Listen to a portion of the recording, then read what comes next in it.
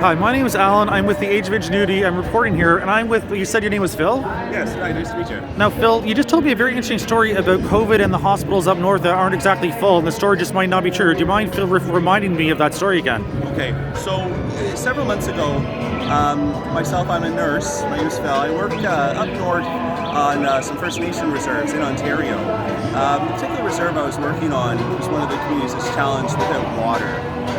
So you understand what not having water means. It's not that your tap doesn't work, it's that you don't have a tap. You have to go to a well in the center of town and haul water, boil it again, and then drink it if you want to, okay? So this is the perspective of a community that has very low hygiene standards because of, obviously, the demands there. There was a child who was identified as having a positive COVID result through a nasal swab.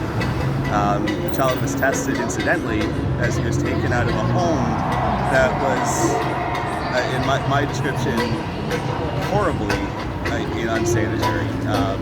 Parents, unfortunately, were suffering from alcohol issues. There were over 20 children in the home that was under probably 1,000 square feet, if you can imagine it. They were very dirty. The child had a runny nose in the clinic, which is why he was tested in the blanket policy of every symptom could be COVID. He came back positive. He had no further symptoms. Over the course of 2 weeks and massive canvassing of the community for testing, not one other community member so much as had a symptom or a positive result. How big was the community? About 3,800 people. Okay. All of the people there, I would say of all of the homes, less than 10% have running water. Okay? So in that type of a community, with all of those co-risk factors, they did not suffer from COVID. It was possibly a false positive. However, if it was real, thank goodness there was nothing happened. But that's the real result. My question being is that if it was a real positive test, wouldn't other people have had it then? My assumption would be yes. Right. Or if it's an infectious disease, one would assume as much then. If they're almost sequestered there by themselves as a community, correct? Yes. So how could you not get it if it's there then? Or how to get there, I wonder? That is a fair question. The only people who go in and out of that community at the time would be healthcare workers, police, who are traveling in and out for their jobs in the community, and otherwise construction workers. And that is all. And community members who are going in and out for medical treatment. So what brings you here to Dundas Square today then? You know, yesterday I saw the events at the barbecue, the young fellow who was having his business shut down aggressively by the police. Yep, Adamson's Barbecue. Yeah, I don't understand how restrictions on the public and rights and freedoms can fight an infection.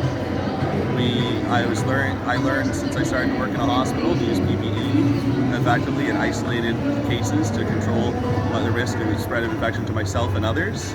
The whole world cannot live in a bubble forever.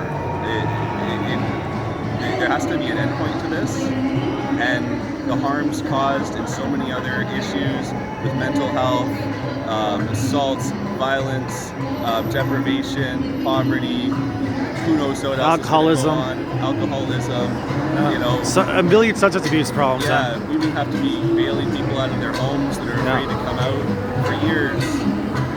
It's not right. And to prevent the risk to a handful of people who may have statistically otherwise got an infection,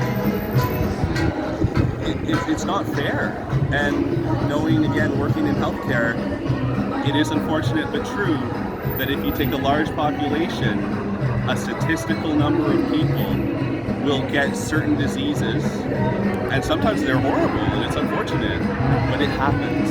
They get diseases regardless of COVID. Yes. One case example, this happened 3 years ago. I was working in a hospital in the York region. A 16-year-old boy walked in with his parents. He was slightly confused, but he was otherwise not looking too bad. There was a flu season going around, and he had symptoms of the flu. He had influenza A, if I remember correctly. That boy, in the course of 2 hours, went on to develop a severe respiratory distress, was intubated. I know he was transferred down to sick kids. I believe he died. It was horrible.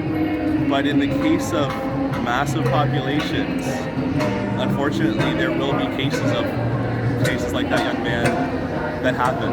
And I believe right now those cases are potentially being amplified in the news for fear. And I believe there could be health issues. I'm not advising anyone to not be safe with their own health, but to recognize that there's a limit on what's acceptable for how you want to live.